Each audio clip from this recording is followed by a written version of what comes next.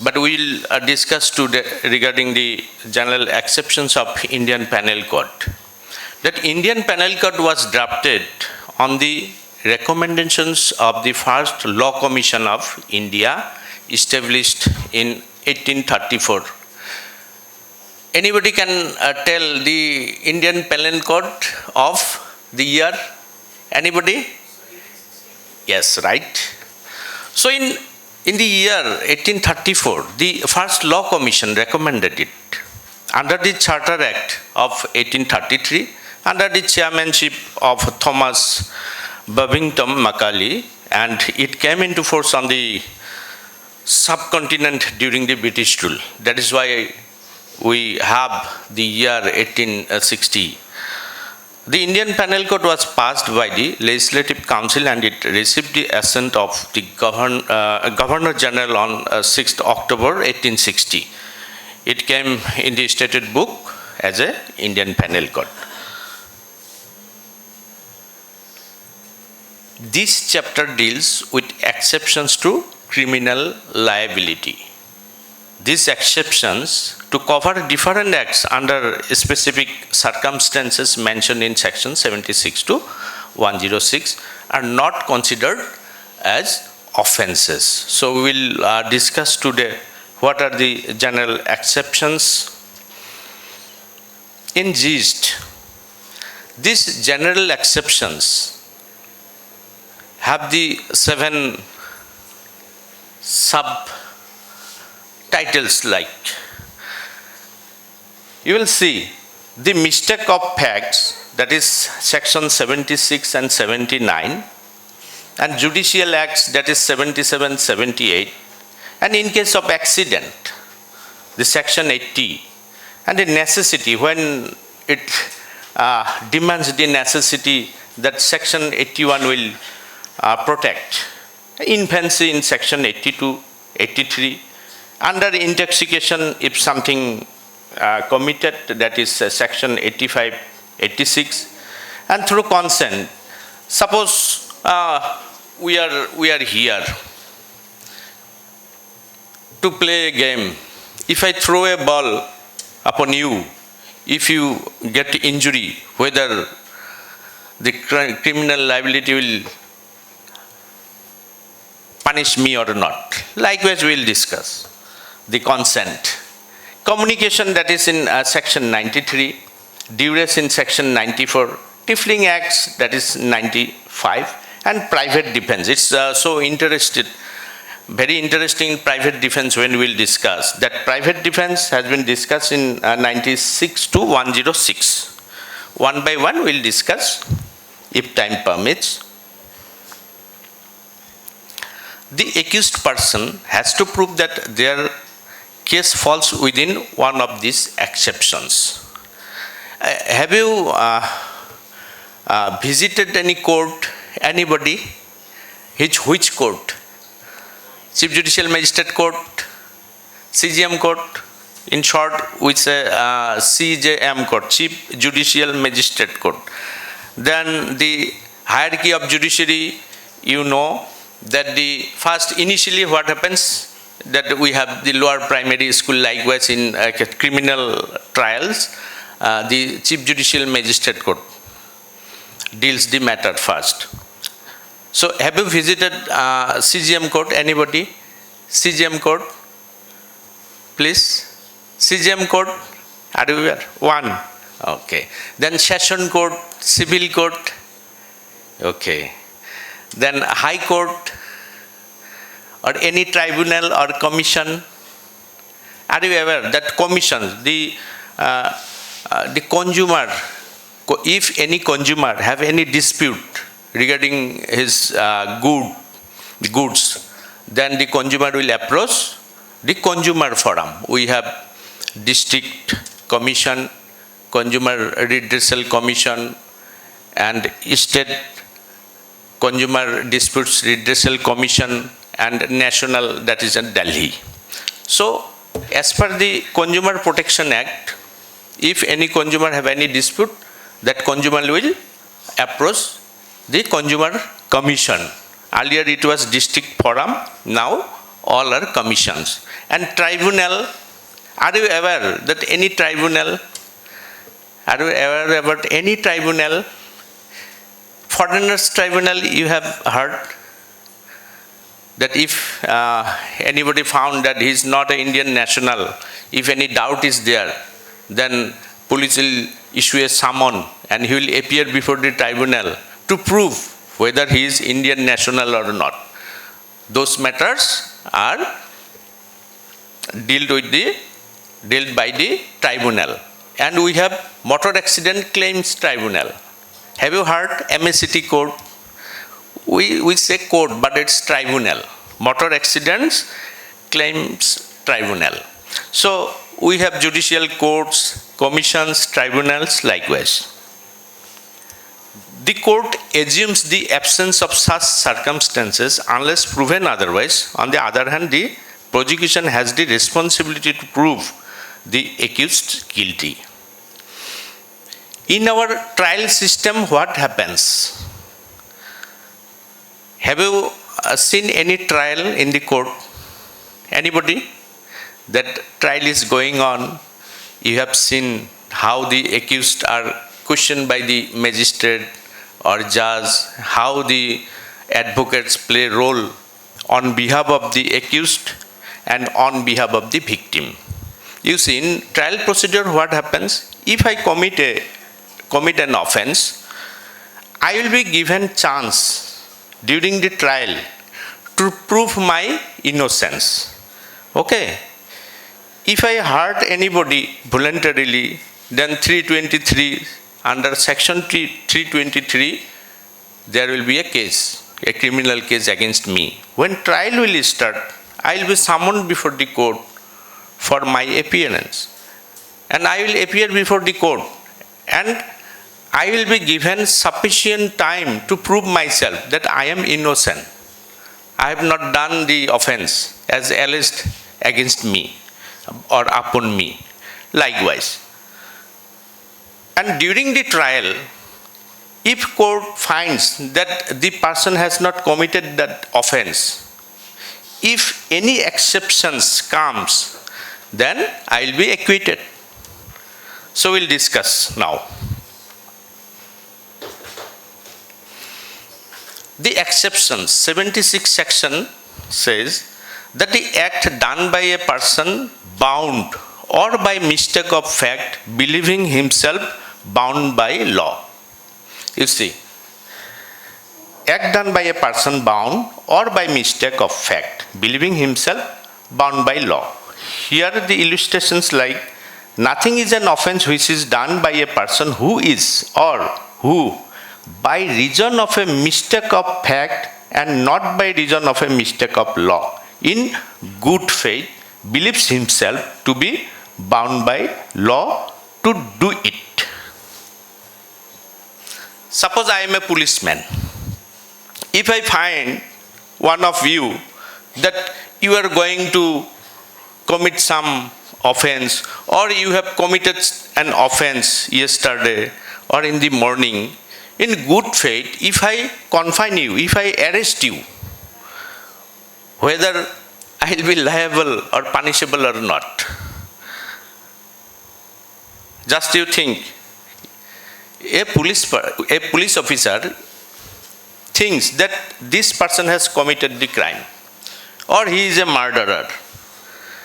If the police officer arrests the person cannot file a complaint that the police person or policeman, whatever, wrongfully or rightly, but in good faith. Suppose police fires on a mob by the order of his superior officer, as per law, that you do this. If the police persons or police officer, following his superior officer's order, commit anything or fires, in firing if somebody get injury, then he will be not liable, criminally liable. But no excuse in case of mistake of law. If you commit an offense without knowing law of any other countries, then that state or that country will not excuse you. Ignorance of law not excusable, but in fact that the exception can protect you. So this 76 section, that act done by a person bound or by mistake of fact believing himself bound by law, that is exception.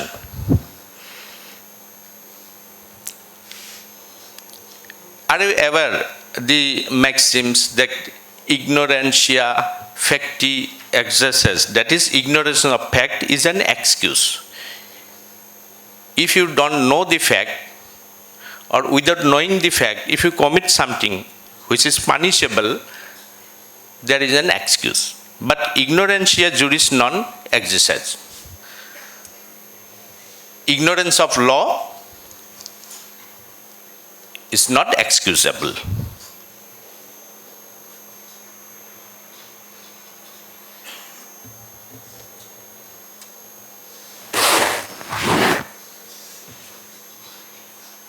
Sometimes it happens, no? Some agitations when took place, or when agitations are from different parties, if to control the mob police fires, then against the police there will be no criminal cases. And we have discussed that if a police officer thinks that that person has committed the crime, if he confine him or arrest him, then you cannot file a case against that police person that in good faith he arrested him. And in section 77, act of judge when acting judicially, we are aware that the judgment and order when passed by a judge from any court, you cannot criticize, or we cannot file a case against him.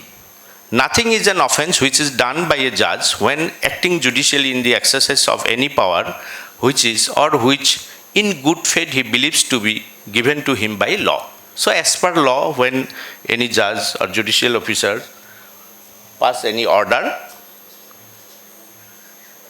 then you cannot file a case that he has committed any crime. 78 act done pursuant to the judgment or order of court. Nothing which is done in pursuance of or which is warranted by the judgment or order of a court of justice, if done whilst such judgment or order remains in force, is an offense. Notwithstanding, the court may have had no jurisdiction to pass such judgment or order, provided the person doing the act in good faith believes that the court had such jurisdiction. So, same 77, 78 and 79 act done by a person justified or by mistake of fact, believing himself justified by law. Now, we'll discuss. Nothing is an offense which is done by any person who is justified by law or who reason of a mistake of fact and not by reason of a mistake of law in good faith. So, regarding the police officers, we have discussed earlier that if I think that this person is a murderer, if arrested, believes himself to be justified by law in doing it, then there will be an exception. And regarding any harm takes place, then that harm cannot be the offense while performing the duty.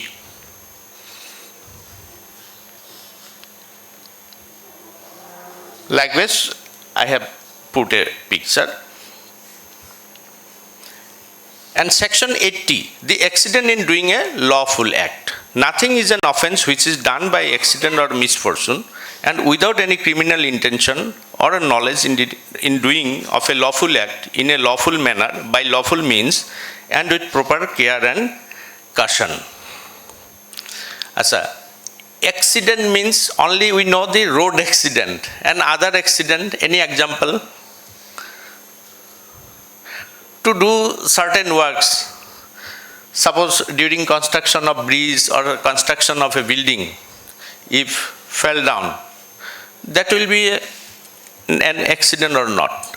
So suppose we are doing some construction. During that construction work, if something happen due to accident, if somebody get injury or cause death, whether any person will be criminally liable or not. So not. In case of accident, if it is proved that it was an accident, then the criminal liability will not be there. And in section 81, act likely to cause harm but done without criminal intent and to prevent other harm. Here there is a case, R.V. Dudley versus Stephens. What happened? One girl was killed to eat. You see, when they were in ship, there was scarcity of food. But the persons, they thought that there is a girl, we should eat her flesh. So by killing the girl, they ate. But it cannot be. It cannot be. Suppose somebody has put fire in your house. To seize the fire, if it requires to demolish the hut, HUT, there will be no offense. To save that big building, if we break or if we cause any harm of the Assam type house which is adjacent to that building, in such a case, if somebody get any injury or harm, to protect some better, there will be no offense then. Then the criminal liability will not be there. So it happens sometimes to protect, to rescue somebody. If any injury occurs or injury causes, then the people are not criminally liable. Section 82, act of a child under 7 years of age. So anybody, are you aware that the definition of child up to which year? The child whom we call child. 16 years boy, girl, 18 years, which one? Anybody? Whom we call child? Child, adult. So below 18 years till now, no? Those persons who are below 18 years, they are called child. Here in 82, section 82, the act of child under 7 years of age. So nothing is an offense which is done by a child under 7 years of age. And in section 83, act of child above 7 and under 12 of immature understanding. So two categories are there in section 82 and 83. Nothing is an offense which is done by a child above 7 years of age and under 12 who has not attained sufficient maturity of understanding to judge of the nature and consequences of his conduct on that occasion. So there is a maxim doli in capex. So if any child commits any offense which is punishable as per the Indian Penal Code, there will be no offense. But if any child, are you aware that Nirbhaya case at Delhi, those were below 18 years, isn't it? So below 18 years, if they are called child as per our Indian law, if commits, then which court will give punishment? Are you aware? Are you aware? Anybody? Earlier that below 18 years, any children, any child commit any offense, there will be no punishment. But now what happened? 16 to 18 years between. Just listen, 16 to 18 years, below 18 years all are child. As per our Indian law, that below 18 years we call them child. If child commit any offense, there will be no punishment earlier, but now not. As per the Juvenile Justice Care and Protection Act, when amended, then amended the punishment of the child between 16 to 18 years. There will be a children's court. I mean, if a person commit any crime aged about 16 to 18 years in between, then there will be punishment up to 3 years, up to 7 years likewise. But in earlier JJ Act, there is no punishment for the child. Achha, when child commit any offense, are you aware that the child who commits any offense, where he will be produced? Are you aware? Anybody? Have you heard about Juvenile Justice Board? Anybody? Have you heard Juvenile Justice Board? Juvenile Justice Board. We have, because the Juvenile Justice Act says that if children are produced before the criminal courts, there may be a effect psychologically, and that is why the Juvenile Justice Board is separated from our criminal court. In criminal justice system, there are criminal courts, but as per the juvenile justice system, there will be a Juvenile Justice Board. The children who commit any crime, as per the Indian Penal Code defines the crime, those children are produced before the Juvenile Justice Board. And those children are called children in conflict with laws. Those children conflict with law, they are produced before the Juvenile Justice Board. There are two categories of children we have. And another category, children in need, care and protection. Those children who don't commit any crime, but they need care and protection. Those children are produced before the Children Welfare Committee, CWC. Two categories of children we have. One commits any crime, they are called child in conflict with law. And those children who needs care and protection, their authority is CWC, Child Welfare Committee. Anyway, we have discussed a little bit about JJ Act. So here, up to 7 years, I mean under 7 years, and between 7 to 12 years, child, if commit any crime, there will be no punishment. But if anybody commits a crime, nowadays we have children's court, that is 16 to 18 years.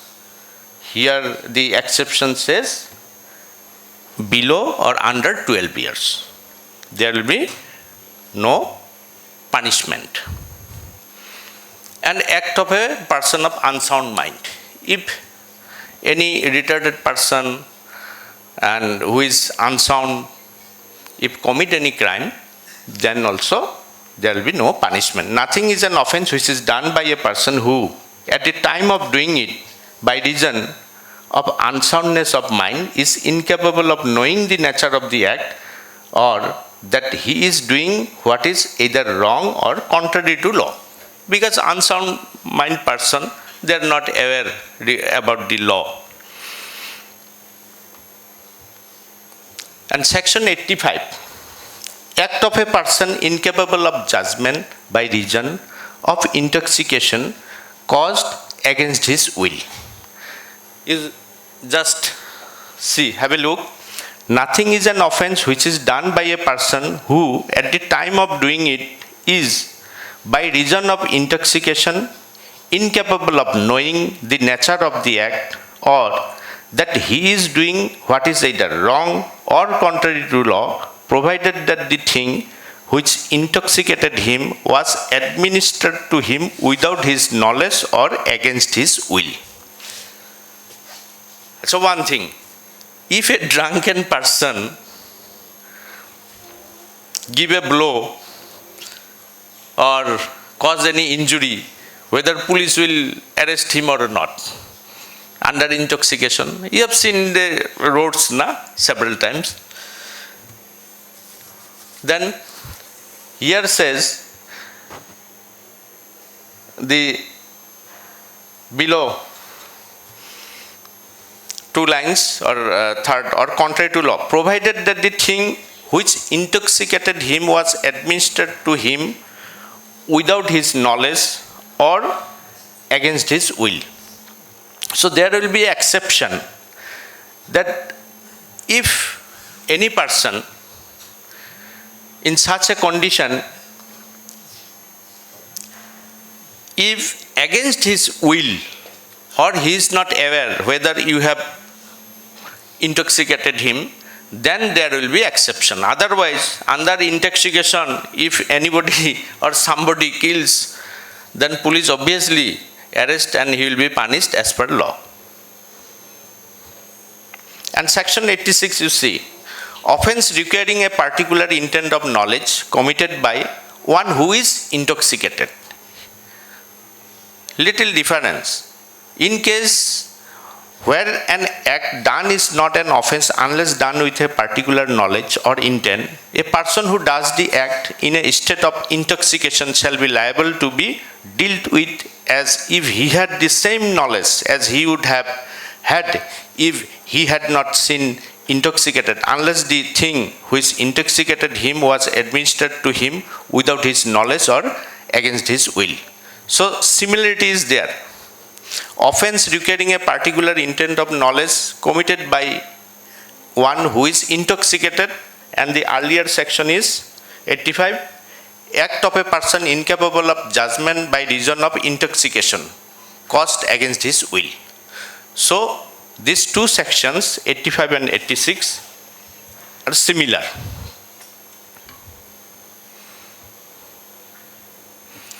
And now section 87. Act not intended and not known to be likely to cause death or grievous hurt done by consent. Anything with your consent, if we do something, whether a game may be played or anything done altogether with the consent of other, if causes any harm, then there will be an excuse. He will not criminally liable. And there is a maxim that volenti non fit injuria. If you have that consent, okay, let's play volleyball, or during the game, if you get injury, you cannot blame me, you cannot allege me. In the risky games, with the consent of the player, if organized, then the player cannot blame, or the organizer or the other party against that person cannot be any allegation of criminal liability. And section 88, act not intended to cause death done by the consent in good faith for person's benefit.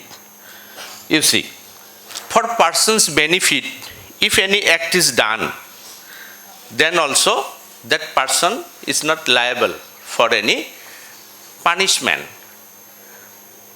If we discuss about the doctors or surgeons, have you any experience that during surgery the patient dies? Have you any? experience, any relatives. So the family members, whether took any legal recourse or forgot it. Anybody have such experience? That during the operation or surgery, if patient dies, then the family of the deceased patient, what type of action they took, whether they lost any affair or approached court or anything. Can you share? You see, when a doctor do any surgery with the consent of guardian or patient, if patient dies, then there will be no offense. But nowadays what happens, you will find in some newspaper or in TV news that against the doctor, the deceased person's family member lodged an FIR, or sometimes file a case before the consumer commission. So if any person dies during the surgery, the deceased patient's family member may approach the consumer commission. How? The medical negligence. The consumer, a patient will be treated as a consumer because surgery is not free, isn't it? The doctor or nursing home takes charge. So when he will give the fees or charge of the surgery or treatment, then the patient will be fall under the Consumer Protection Act. He will be treated as a consumer. Then the family member of the deceased patient can approach the consumer commission for compensation. For compensation they can claim. And there are several cases are pending before the district commission, state commission and national commission. The negligence part. Being the consumer, the patient came to the doctor, and when surgery done, due to the negligence of the doctor, the patient died, and that is why a consumer case may be filed before the appropriate commission.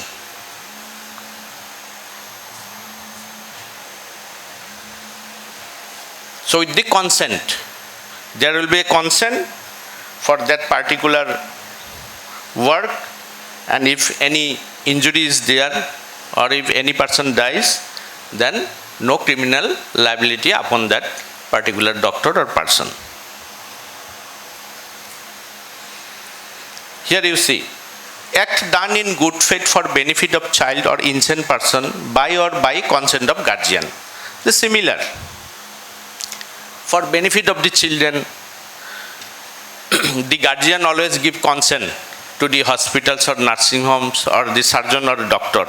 During the treatment, if the patient or children or child dies, then guardian cannot make liable criminally.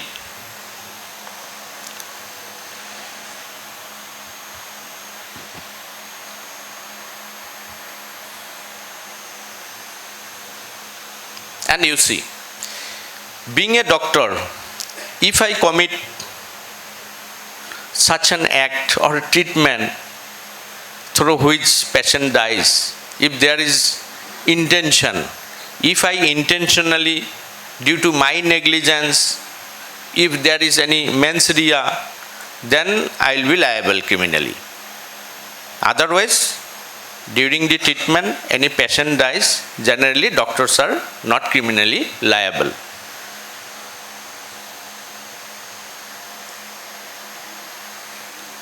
You can go through the IPC, otherwise it will take time. The intention, knowledge, attempt, abatement, if those ingredients are there, then the person will be criminally liable, otherwise not. Consent known to be given under fear or misconception. When we take a consent from an insane person, whether it will be treated as a proper consent or not, and consent of child. Acha, you are aware that in criminal trial or trial of a criminal case, sometimes or people come to the court as a witness. Have you seen anybody that witness in the dock, the prosecution side?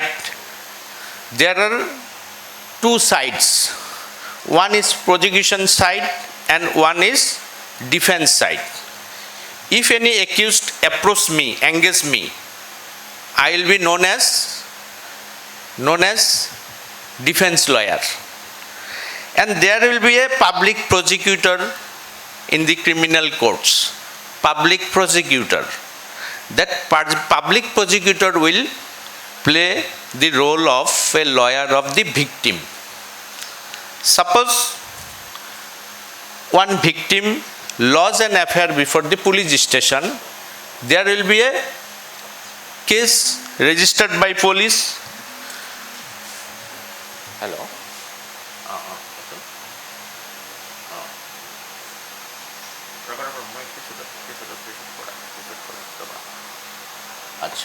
So when a case will be lodged or affair will be lodged before the police station, then police will register a case, isn't it?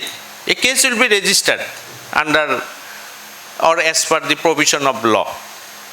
Okay. For a murder case, there will be 302. For a rape case, 376. Outraging the modesty of a woman, 354, likewise.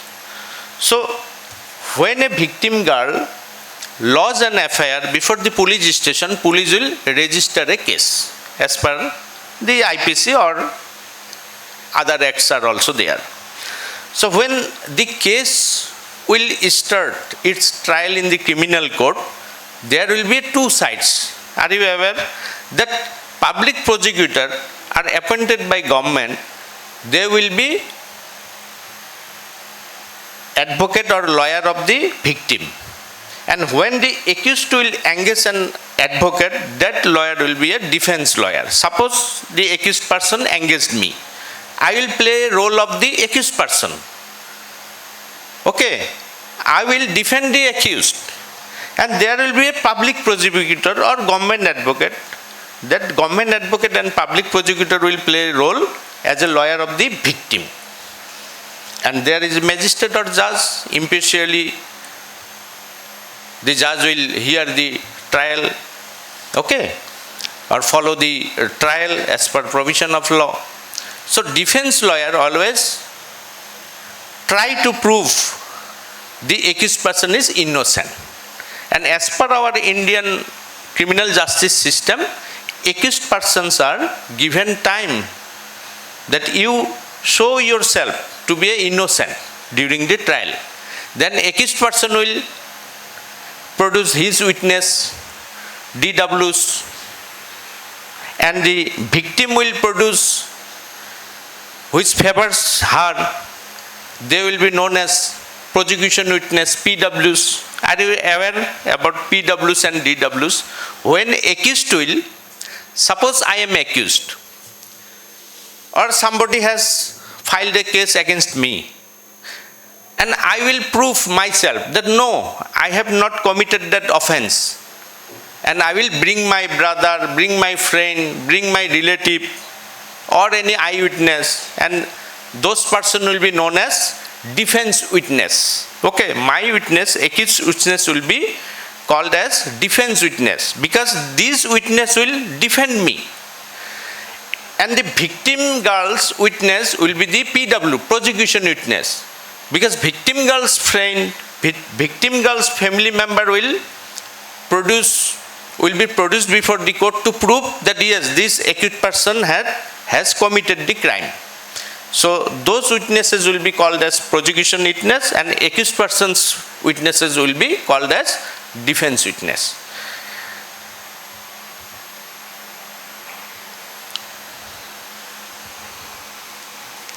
So one thing, time will not permit if I go thoroughly.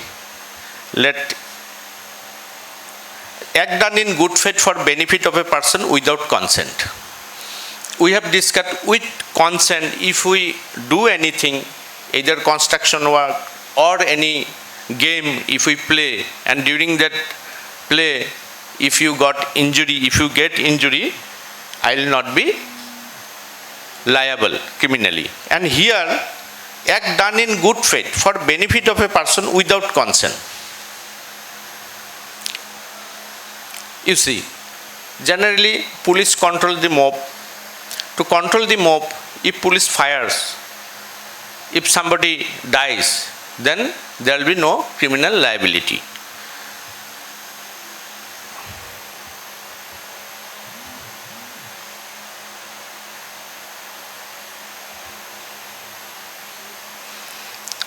So that which are easier na, then it will be good for you to remember.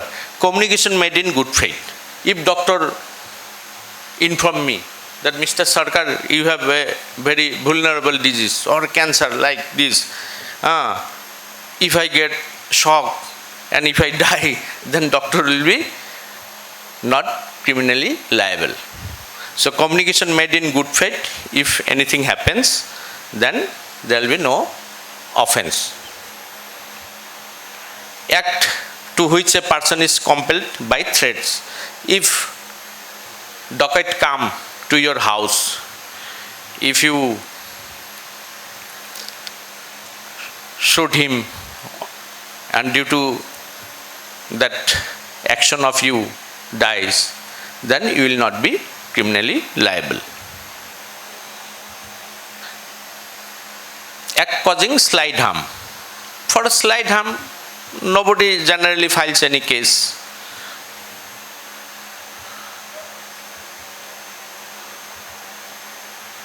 Now we are going to discuss the private defense. Private defense, already we have discussed. You see, section 76 to 95, mistake of fact, judicial acts, if accident takes place, necessity, due to necessity, if you do something, there will be exception, infancy, under intoxication, or with the consent of you, if we do any act, in between, if you get injury, I will not be criminally liable. And communication, if doctor communicate you that you have a very big disease, vulnerable disease, or any relative dies due to that information, that doctor will be not criminally liable. And some trifling acts in section 95. Now we are going to discuss the section 96 to 106, private defense. If you face any threat to protect you, if you act something through which the other person get injury or dies, then you will not be criminally liable. Those are we are going to discuss now, from section 96 to 106.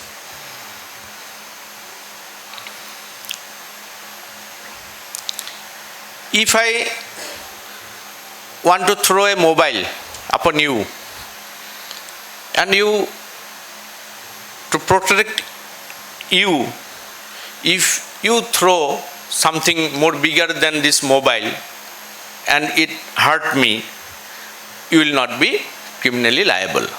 But when?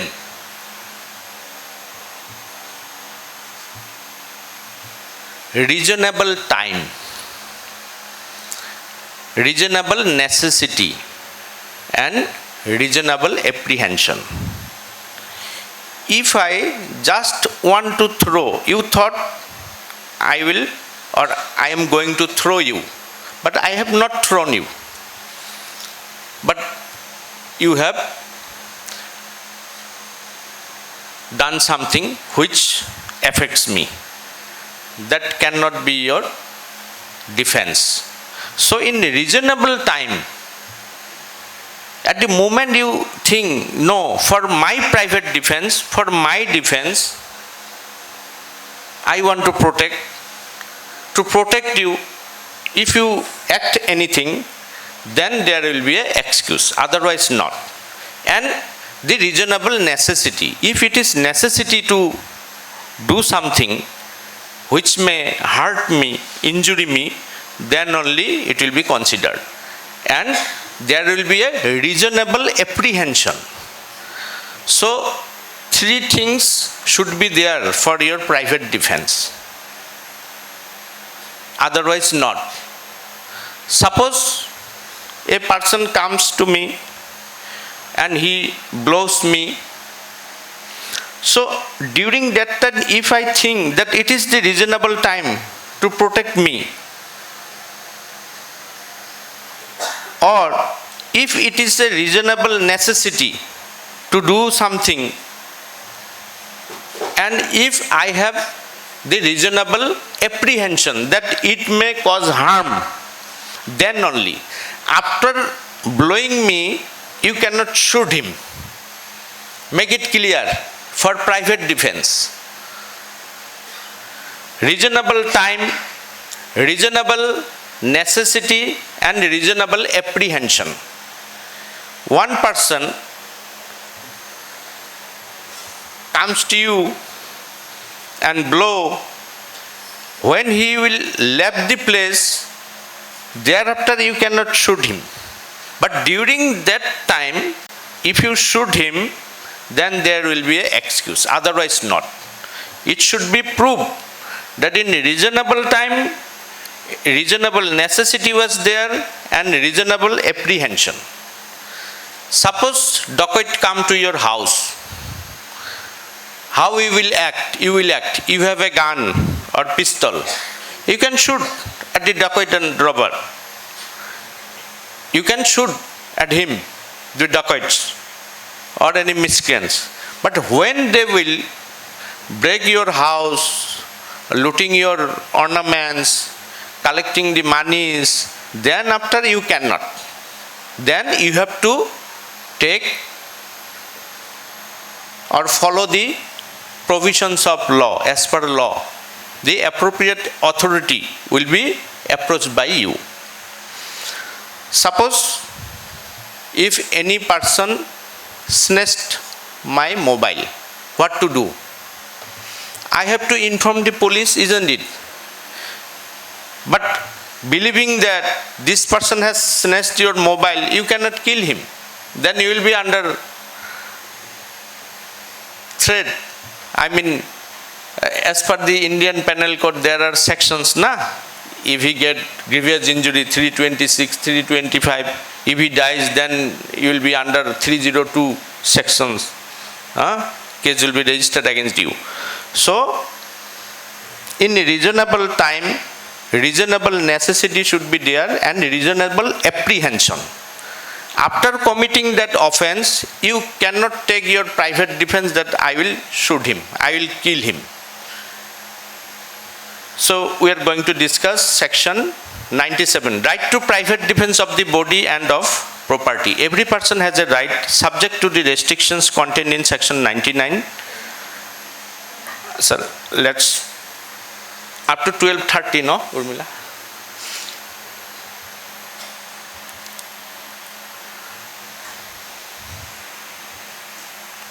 Right of private defense of the body and property. If dacoit comes to your house and to protect your body, you have private defense. But three ingredients should be there that we have discussed: the time, necessity, and apprehension. Otherwise, you will be liable. Suppose any mad person. Right of private defense against the act of a person of unsound mind and mad person. You know that he is a mad person. If he want to throw a stone upon you, you can protect, you can have that right to defend your body. When the right of private defense of the body extends to causing death, and always you should think, there is a probability of hurt, there is probability of grievous hurt, or there is chance of death. Then only you can take your private defense, isn't it? If there is no chance for hurt, no chance for grievous hurt, no chance for your death, then you don't retaliate. If a person just showing anything, you cannot shoot him. And during, there is some examples. If any rapist, suppose a rapist tried to rape any girl, that girl has every right to defend her. That private defense he can or she can exercise. So during exercising the private defense, if the rapist dies, then the girl will not be criminally liable. An unnatural lust,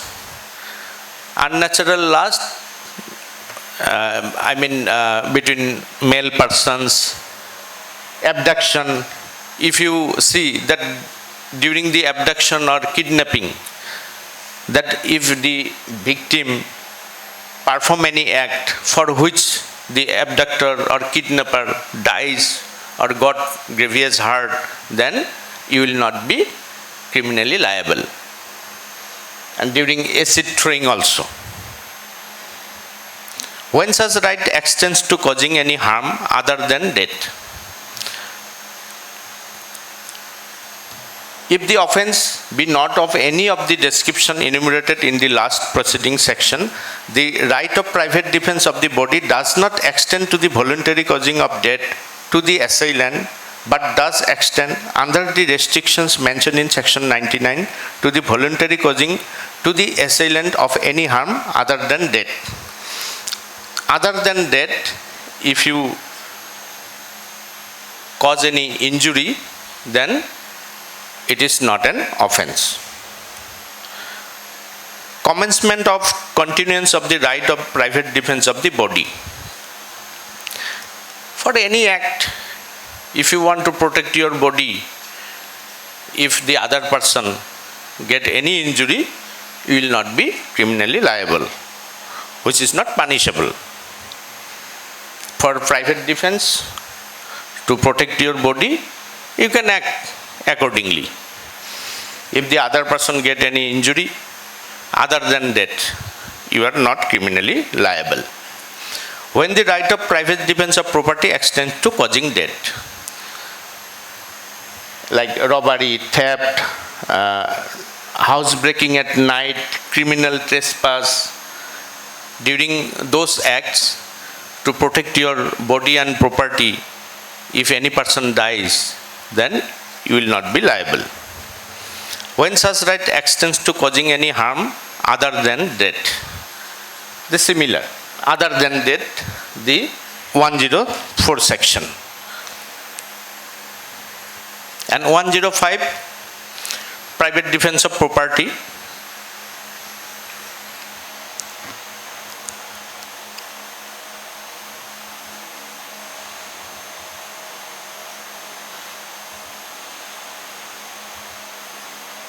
You see, 102 is defense of the body, and 105 is defense of property. So, body and property relates how? With the act of robbery, housebreaking. The two things are there. One is body and one my properties. To protect them, my body and property, if I act for which anybody dies, then I will not be liable. Right of private defense against deadly assault when there is a risk of harm to innocent person.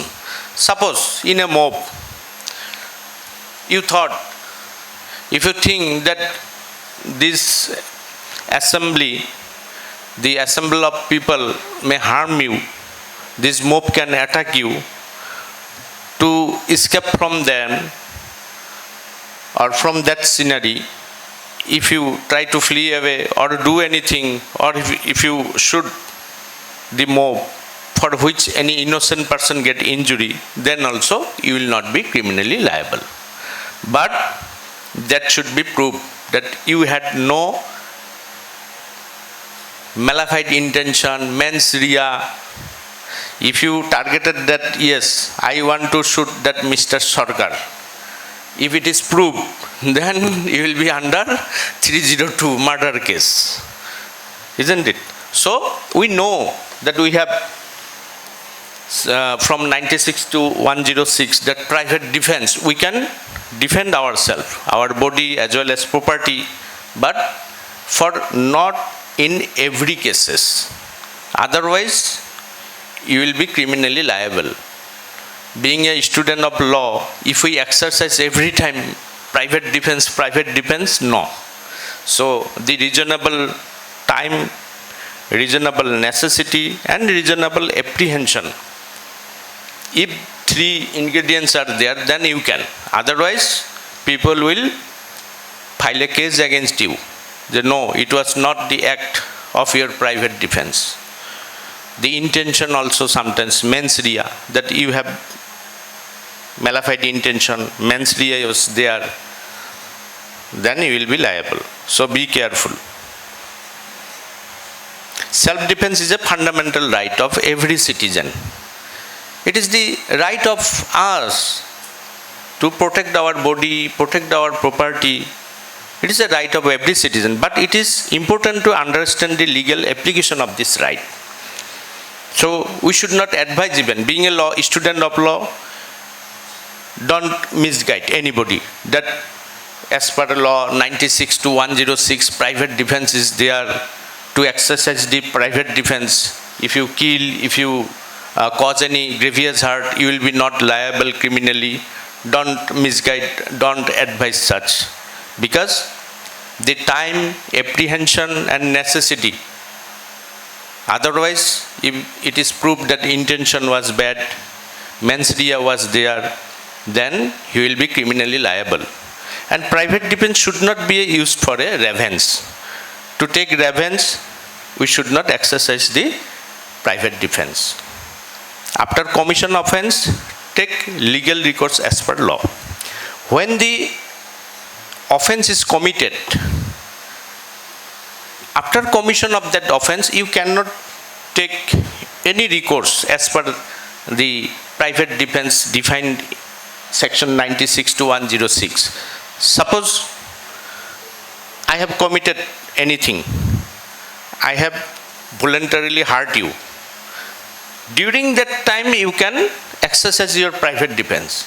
After leaving that place, you come to my flat and you will shoot me.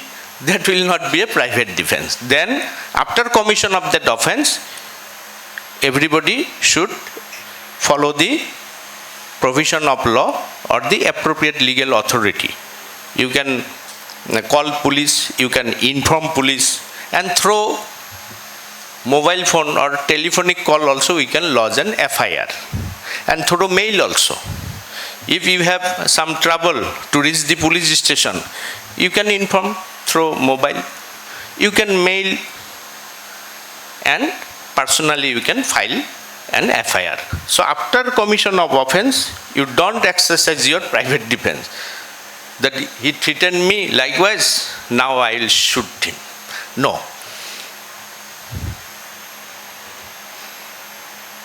There are some cases. In Munni Khan case,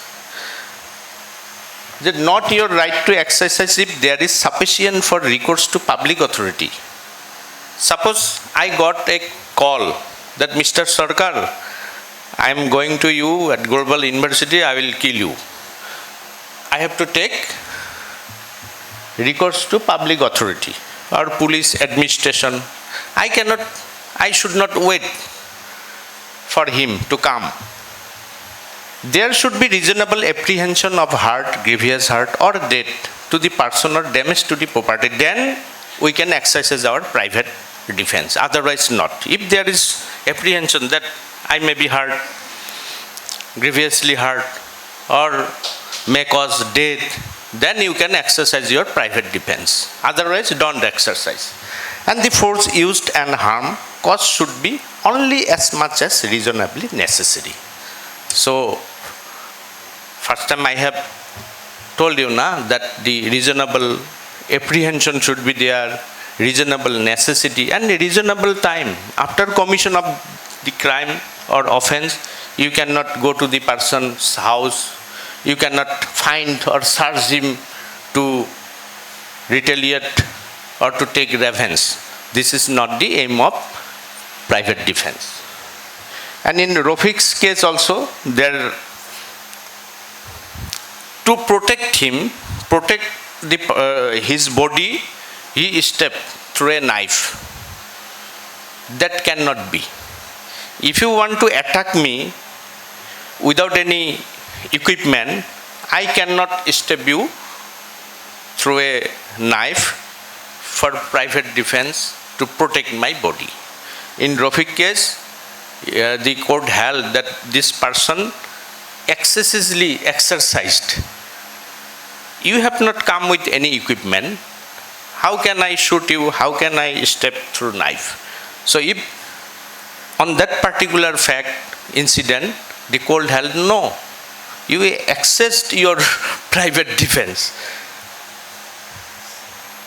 And there are some cases where it discussed those things. So, time is over, 5 minutes. No? So, there are some cases.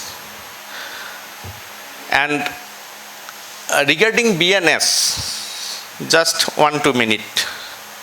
Bharatiya Nyaya Sanhita, I think you will get it this year, 2024. Some differences are there.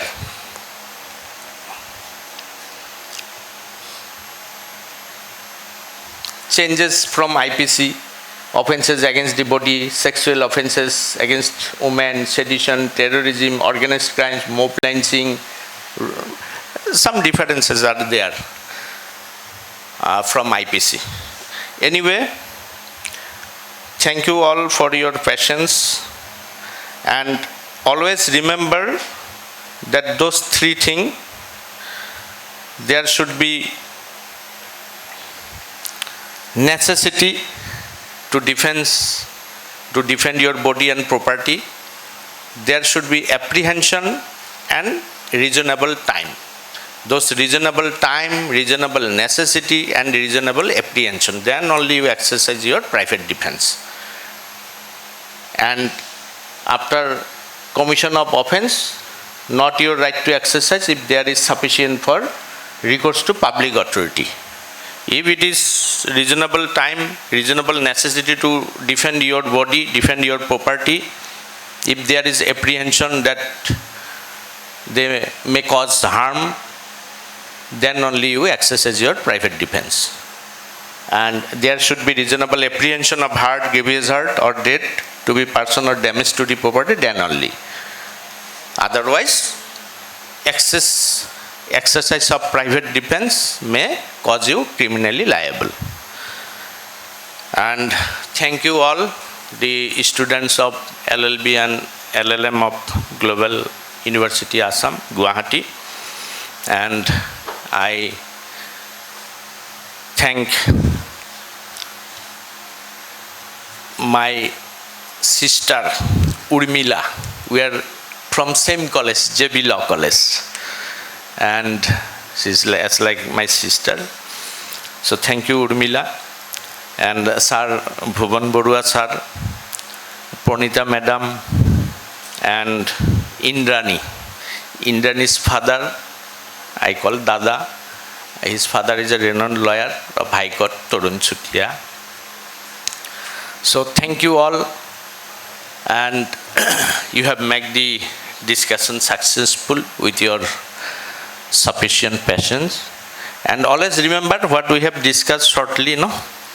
And thank you all. Thank you, Royal Global University. Thank you.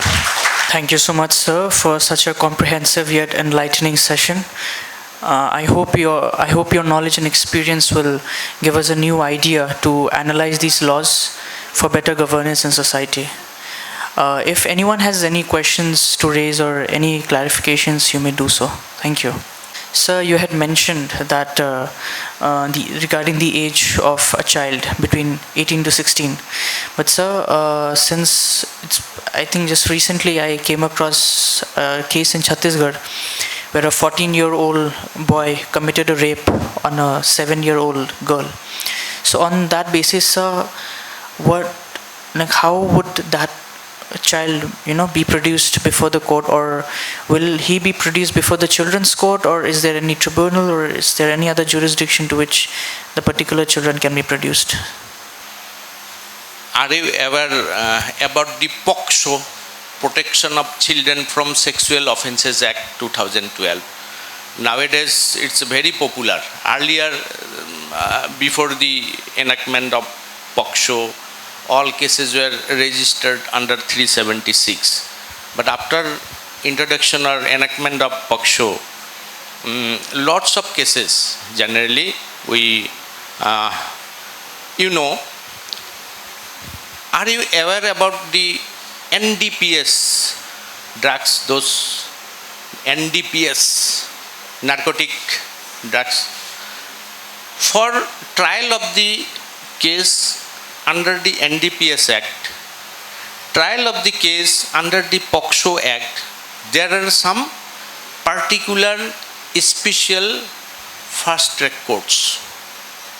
For POCSO, I have told or shared that the Chief Judicial Magistrate Court are like a lower primary school. Initially, the criminal trial starts from CGM court. Accused are produced in the CGM court first. But in POCSO and NDPS case, we have particular special judge court. Those are known as special POCSO court, special NDPS court, special those the judges of the POCSO special court, NDPS court are additional or assistant session judge. You know that district judiciary, the session judge, and as per the case and population, there are additional session judge, assistant session judge. So the POCSO and NDPS special judges are as their status assistant or additional session judge. So POCSO is such a case, such an act where the victim, if below 18 years, all the cases are registered under POCSO Act. The maximum punishment of the POCSO Act, the death penalty also there. In section 6, aggravated penetrative act is there. So for aggravated penetrative sexual assault, section 6, under section 6, the case will be registered. This is the maximum punishment as per the POCSO, section 6. So section 4, 8, 6, these three sections are very important. So my friend just asked me a question that a boy or offender aged about 14 years or below 18 years. You see, now the conflict will take place. Are you aware here that Child Labor Prohibition Act, below 14 years, not permissible. Above 14 years, you can engage a child. Isn't it? So, the JJB Act, Juvenile Justice Act says the children, you cannot engage them. Here, Juvenile Justice Protection, Care and Protection Act says that only 16 to 18 years of age, if any offender's age, if 16 to 18, between 16 to 18, then those are inquired by the Juvenile Justice, Children's Court, now after amendment. And earlier JJ Act did not put any punishment. Below 18 years means children. But recently there are some cases going on that under POCSO, though he is below 18 years, the section of POCSO, under the POCSO Act, the cases were registered. If the children, that offender is below 14 years, I think the POCSO court will not interfere here. The Juvenile Justice Board will look after the matter. The Juvenile Justice Board will deal the matter of the offender, those who are below 16 years. And those who are 16 to 18 in between, those cases will be dealt with the Children's Court. And for POCSO, it is a special court for adults court, POCSO. So if the offender is aged about 14 years, not even more than 16 years, the Juvenile Justice Board will deal with the matter. Otherwise, for any matured person, then the offender will be brought, or the trial of the case will be taken by the special POCSO court. Thank you.